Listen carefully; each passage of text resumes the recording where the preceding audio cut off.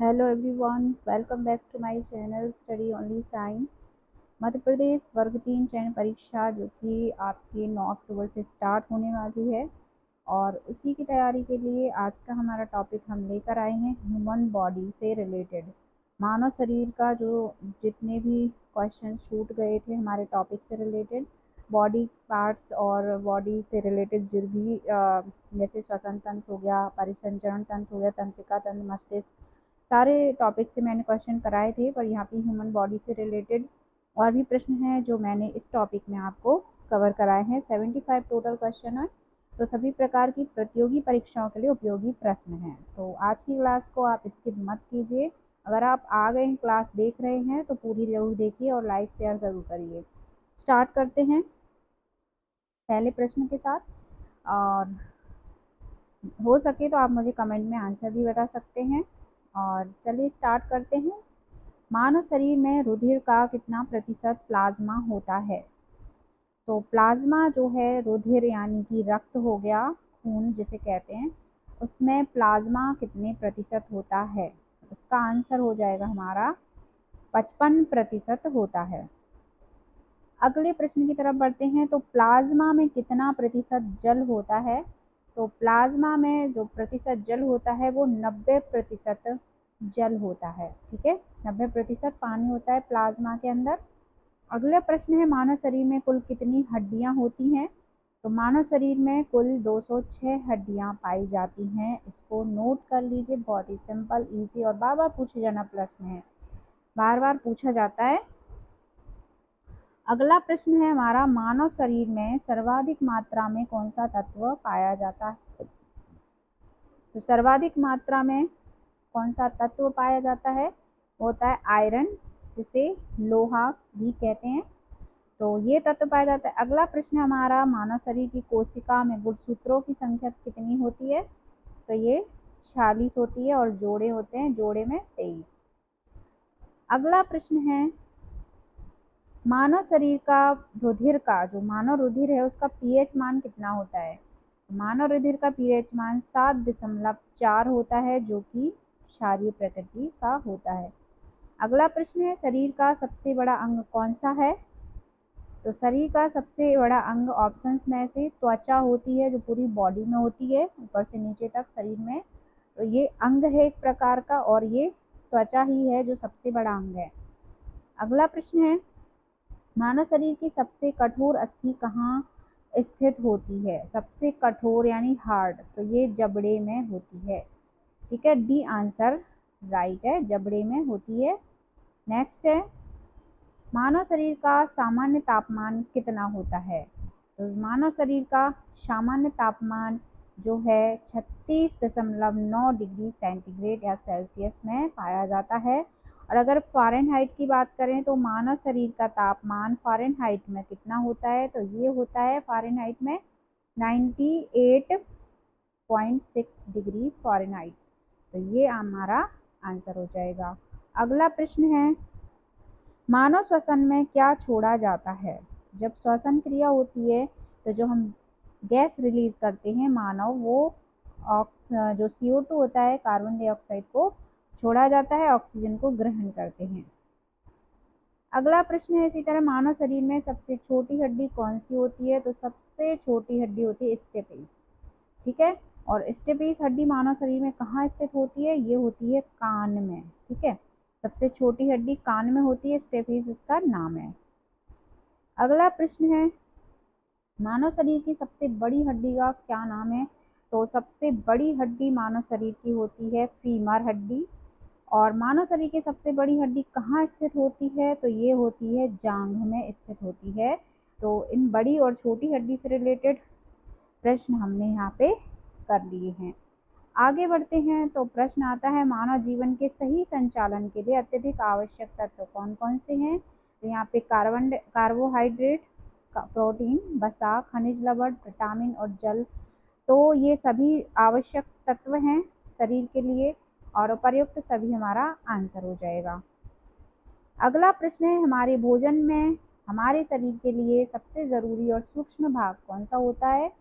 तो सबसे ज़रूरी और सूक्ष्म भाग होता है विटामिन। ठीक है, विटामिन सबसे जरूरी और सूक्ष्म भाग होते हैं, सूक्ष्म मात्रा में होते हैं यानी कि। नेक्स्ट प्रश्न है, छोटे बच्चों के शरीर में प्रोटीन की कमी से कौन सा मानव रोग हो जाता है? तो प्रोटीन की कमी से शरीर में हो जाता है बच्चों के अंदर क्वासियोरकर, जिसे सूखा रोग भी कहते हैं। ठीक है, क्या कहते हैं? सूखा रोग भी कहते हैं, क्वासियोरकर इसका दूसरा नाम है। अगला प्रश्न है, किसी व्यक्ति का रक्तचाप किस रूप में अभिव्यक्त किया जाता है? तो किसी व्यक्ति का जो रक्तचाप नापते हैं यानी कि बीपी, उसका ब्लड प्रेशर, तो वो किस रूप में अभिव्यक्त करते हैं? तो सिर्फ सिस्टोलिक में या सिर्फ डायस्टोलिक में या प्रयुक्त दोनों में? हमारा आंसर है प्रयुक्त दोनों में इसको मापा जाता है। इसी से रिलेटेड एक और प्रश्न है कि 120/80 में ऊपर की संख्या क्या दर्शाती है? तो 120 क्या दर्शाती है? सिस्टोलिक को दर्शाती है, और नीचे वाली संख्या दर्शाती है डायस्टोलिक को। तो हमारा आंसर प्रश्न के अकॉर्डिंग कौन सा होगा? सिस्टोलिक। ए ऑप्शन सही हो जाएगा।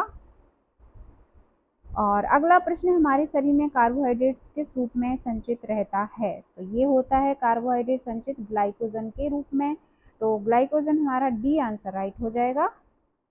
अगला प्रश्न है, प्रोटीन से हमारे शरीर को क्या मिलता है? तो प्रोटीन से हमारे शरीर को नाइट्रोजन प्राप्त होता है। प्रोटीन से वैसे पूरा शरीर ही शरीर के टिश्यू बनते हैं, पार्ट्स बनते हैं, ठीक है, प्रोटीन से बहुत सारी, पर इसमें ऑप्शन के अनुसार नाइट्रोजन, ऑक्सीजन, ग्लूकोज, इससे जो है नाइट्रोजन ऑप्शन हमारा राइट हो जाएगा। अगला प्रश्न है, हमारे शरीर में ऊर्जा किस रूप में संचित रहती है? तो हमारे शरीर में ऊर्जा जो है वो किस रूप में संचित रहती है? कार्बोहाइड्रेट के रूप में संचित रहती है। ठीक है, वैसे अगर वसा को देखा जाए तो वसा भी एक तरह का कार्बोहाइड्रेट है, वसा, लेकिन यहाँ पे हमारा आंसर क्या हो गया है?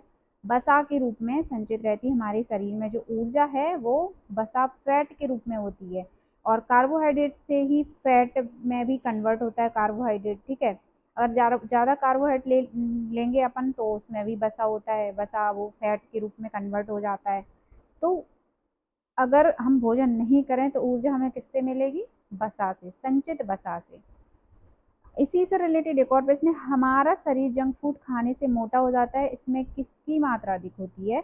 तो मोटे होने के लिए किसकी मात्रा ये अधिक होती है? वसा की ही मात्रा अधिक होती है उसमें, जंक फूड में। अगला प्रश्न है,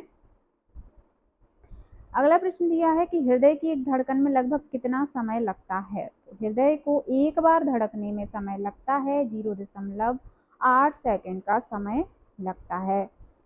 नेक्स्ट प्रश्न है, हमारे शरीर में जो तुरंत ऊर्जा किससे प्राप्त होती है? तो हमारे शरीर को अगर आपको इमीडिएटली इंस्टेंट एनर्जी चाहिए तो कुछ कार्बोहाइड्रेट पदार्थ खा लीजिए, बी ऑप्शन सही हो जाएगा। कार्बोहाइड्रेट से इंस्टेंट एनर्जी मिलती है, तो हमारा बी ऑप्शन राइट हो जाएगा। अगला प्रश्न है, मानव शरीर का रक्त किस प्रकृति का होता है? तो मानव शरीर का रक्त जो है वो क्षारीय प्रकृति का होता है, ए आंसर राइट है। नेक्स्ट, मानव शरीर में टीबिया हड्डी कहाँ पाई जाती है? देखिए, टीबिया हड्डी जो है वो मानव शरीर में पैर में पाई जाती है। कहाँ पाई जाती है? पैर में पाई जाती है टीबिया हड्डी, जो कि आपके घुटने में होती है, नी में। ठीक है, अगला प्रश्न है, मानव शरीर के वजन का कितना प्रतिशत मस्तिष्क का वजन होता है? तो मानव शरीर का जो है मस्तिष्क का वजन मानव शरीर के वजन का 2% होता है, 2%। ठीक है, याद रखना। नेक्स्ट प्रश्न है, शरीर का कौन सा भाग कभी विश्राम नहीं करता? तो मस्तिष्क सो जाते हैं, विश्राम कभी कभी कर लेता है, किडनी कभी कभी कर लेती है, यकृत, हृदय कभी विश्राम नहीं करता। हृदय धड़कन बंद हो जाए तो इंसान चला जाएगा। तो शरीर का जो सबसे बिजी पार्ट है, कभी विश्राम नहीं करता, वो है हृदय। डी आंसर राइट है। अगला प्रश्न है, मानव त्वचा का रंग किसका बना होता है? तो मानव त्वचा जो बनती है उसका रंग मेलानिन डिसाइड करता है। ज़्यादा मेलानिन बनेगा तो डार्क होगा कलर, और कम होगा मेलानिन तो वो थोड़ा सा शेड उसका गोरा होगा। अगला प्रश्न है, मानव शरीर का रक्तचाप मापने वाले यंत्र कहते हैं? तो मानव शरीर का रक्तचाप को मापने वाले यंत्र को क्या कहते हैं? स्फाइग्नोमैनोमीटर। तो बी आंसर राइट है। नेक्स्ट है, निम्न में से कौन सा रक्त समूह सार्वत्रिक दाता कहलाता है? यानी कि सभी को देने वाला रक्त समूह कौन सा है? ओ, ब्लड ग्रुप ओ। नेक्स्ट है पेस मेकर व नेफ्रॉन का संबंध क्रमशः किससे है? तो पेस मेकर और नेफ्रॉन का संबंध क्रमशः किससे है? हृदय व वृक्क से, यानी कि हृदय को पेस मेकर से संबंध है, नेफ्रॉन का संबंध है वृक्क से यानी कि किडनी से। अगला प्रश्न है श्वसन के दौरान गैसें रुधिर में प्रवेश करती हैं और छोड़ी जाती हैं, तो ये किसके माध्यम से? विसरण के कारण छोड़ी जाती हैं और प्रवेश करती हैं। नेक्स्ट क्वेश्चन है रक्त का ग्लूकोज स्तर सामान्यतः किसमें व्यक्त किया जाता है? तो रक्त का ग्लूकोज स्तर जो है वो मिलीग्राम प्रति डेसीलीटर में व्यक्त करते हैं। आंसर ए हमारा, सॉरी बी राइट आंसर है इसका, प्रति डेसीलीटर में, मिलीग्राम प्रति डेसीलीटर में व्यक्त किया जाता है। अगला प्रश्न है मानव हृदय में कितने चैम्बर होते हैं? तो मानव हृदय में 4 चैम्बर होते हैं, 2 आलिंद और 2 निलय। नेक्स्ट है कैल्शियम एवं फास्फोरस मनुष्य को प्राप्त होता है, तो कैल्शियम और फास्फोरस मनुष्य को ऑप्शंस में से किससे प्राप्त होता है? दूध से, यहाँ बी आंसर राइट हो जाएगा। अगला प्रश्न है मानव शरीर की सबसे बड़ी रक्तवाहिका है, तो मानव शरीर की सबसे बड़ी रक्तवाहिका है एओर्टा, ठीक है। और हाँ ठीक है, अगला प्रश्न है किसी शिशु के लिंग का निर्धारण किया जाता है, तो इसका निर्धारण करते हैं पिता के गुणसूत्र से, शिशु का लिंग निर्धारित होता है। अगला है मानव शरीर में जल व खनिज का अवशोषण कहाँ होता है?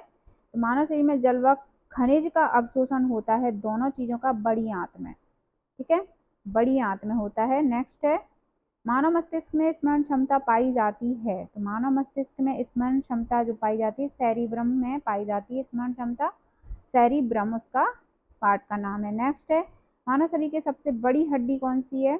मानव शरीर की सबसे बड़ी हड्डी होती है फीमर हड्डी, डी आंसर राइट है। नेक्स्ट है मानव में ताप का नियंत्रण कौन सी ग्रंथि करती है? तो ताप का नियंत्रण करने वाली ग्रंथि है हाइपोथैलेमस, ठीक है। ऑप्शन ए बी ऊपर नीचे हो गए हैं पर यहाँ पे हाइपोथैलेमस हमारा आंसर राइट हो जाएगा। आपको याद रखना है हाइपोथैलेमस को, ये ताप नियंत्रित करने वाली ग्रंथि होती है। और नेक्स्ट प्रश्न है मानव शरीर का सीपीयू किसे कहा जाता है? तो मानव शरीर का सीपीयू कहते हैं मस्तिष्क को, ठीक है, मस्तिष्क को कहा जाता है।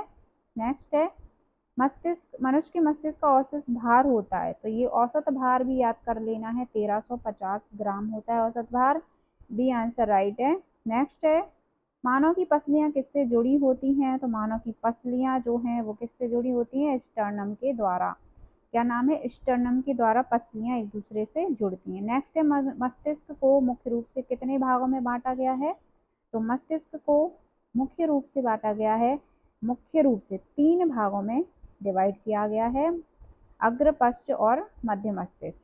नेक्स्ट है ईसीजी का संबंध शरीर के किस अंग से संबंधित है? तो ईसीजी का संबंध होता है हृदय से। और मनुष्य श्वास ग्रहण करता है तथा छोड़ता है वह प्रक्रिया क्या कहलाती है? श्वासोच्छवास, ठीक है, श्वासोच्छवास। नेक्स्ट प्रश्न पे आते हैं मनुष्य का हृदय प्रति मिनट में सामान्यतः धड़कता है, कितनी बार धड़कता है? सामान्यतः 70 से 80 बार धड़कता है सामान्यतः। नेक्स्ट है ईईजी का संबंध शरीर के किस अंग से संबंधित है? तो ईईजी का संबंध होता है किससे संबंधित? ईसीजी का मस्तिष्क से संबंधित होता है और ईईजी का मस्तिष्क से वो संबंधित होता है और ईसीजी का हृदय से। तो यहाँ पे ईईजी का संबंध होता है मस्तिष्क से। नेक्स्ट है मानव हृदय का औसत भार कितना होता है? अभी हृदय का भार पूछा है तो 300 से 350 ग्राम होता है। फिर नेक्स्ट है मानव शरीर में सबसे छोटी ग्रंथि कौन सी होती है? तो सबसे छोटी ग्रंथि प्यूस ग्रंथि, जिसे पिट्यूटरी ग्लैंड कहते हैं, ए आंसर राइट हो जाएगा। नेक्स्ट प्रश्न है मानव शरीर में कितना प्रतिशत जल पाया जाता है? तो मानव शरीर में जो प्रतिशत जल है वो कितने प्रतिशत, टोटल शरीर का कितने प्रतिशत जल पाया जाता है? 80%। नेक्स्ट है नाड़ी की गति का संबंध किससे है? तो नाड़ी की गति का संबंध हृदय की गति से है। अगला प्रश्न है मनुष्य की बौद्धिक क्षमता का केंद्र है, तो बौद्धिक क्षमता जो है वो किस पे डिपेंड करती है? हाइपोथैलेमस पर, सॉरी यहाँ पे हाइपोथैलेमस नहीं, नीचे, हाँ, सेरिब्रम पर डिपेंड करती है, यानी कि मेमोरी को स्टोर करता है, मेमोरी से रिलेटेड और इसी को बौद्धिक क्षमता बोलेंगे। तो यहाँ पे सेरिब्रम हमारा राइट आंसर हो जाएगा। हाइपोथैलेमस तो आपका ताप नियंत्रित करता है। अगला प्रश्न, मानव मूत्र की प्रकृति कैसी होती है? तो मानव मूत्र की प्रकृति होती है क्षारीय प्रकृति होती है। और शरीर का ताप नियंत्रक किसे कहा जाता है? शरीर का ताप नियंत्रक हाइपोथैलेमस को कहा जाता है। अगला प्रश्न है, मानव मादा जनन अंग किस हार्मोन का स्राव होता है? इसमें देखिए थोड़ा सा ध्यान देना, प्रोजेस्टेरॉन भी होता है ह्यूमन में, सॉरी फीमेल में, एस्ट्रोजन भी होता है, ऑक्सीटोसिन भी होता है और रिलैक्सिन भी होता है। तो अब इसमें क्या आंसर करेंगे? तो यहाँ पे आंसर हमारा रिलैक्सिन होगा, क्योंकि यहाँ पे मादा जनन अंग पूछा गया है और ये हमारे मानव मादा के अंडाशय से रिलेटेड होता है और पिट्यूटरी ग्लैंड से रिलेटेड होता है। ये पिट्यूटरी ग्लैंड रिलीज करते हैं और ये अंडाशय रिलीज करता है। ठीक है, इसलिए हमारा आंसर कौन जगह है? C option, relaxin. ठीक है, अगला प्रश्न है, न्यूरॉन किसकी इकाई है? तो न्यूरॉन जो है तंत्रिका तंत्र की इकाई है। आंसर डी राइट हो जाएगा। अगला प्रश्न है, मानव हृदय की ध्वनि सुनने के काम में आने वाला यंत्र है। तो अगर हृदय की ध्वनि सुननी है वो किससे सुनते हैं? स्टेथोस्कोप उसका नाम होता है। ये आंसर राइट है। अगला प्रश्न है, शरीर में कोलेस्ट्रॉल के आधिक्य से होता है। अगर कोलेस्ट्रॉल बढ़ जाए तो क्या होता है? दिल का दौरा पड़ने की संभावना भी बढ़ जाती है। अगला प्रश्न है, मानव खोपड़ी में कुल कितनी हड्डियां पाई जाती हैं? तो मानव खोपड़ी में कुल 8 हड्डियां पाई जाती हैं। बी आंसर राइट है। अगला प्रश्न है, शरीर के किस भाग में पित्त का निर्माण होता है? तो निर्माण होता है यकृत में, लीवर में, और स्टोर कहाँ होता है? पित्ताशय में। याद रखना है ये आंसर। और आखिरी प्रश्न है आज का, मानव शरीर में ऊतकों का निर्माण होता है। तो ऊतकों का निर्माण किससे होता है? मानव शरीर के अंतर्गत प्रोटीन से टिश्यूज बनते हैं। और यहाँ पे हमारी क्लास समाप्त होती है। आई होप आप लोगों को आज के प्रश्न और क्लास अच्छी लगी हो तो लाइक शेयर जरूर करिए। मिलते हैं अगले टॉपिक के साथ अगली क्लास में। और सभी लोग एमपीटेट की तैयारी कर रहे हैं जो भी, उनका एग्ज़ाम बहुत ही अच्छा जाए, मैं सबके लिए बेस्ट विशेस मांगती हूँ। और मिलते हैं, बाय बाय, टेक केयर।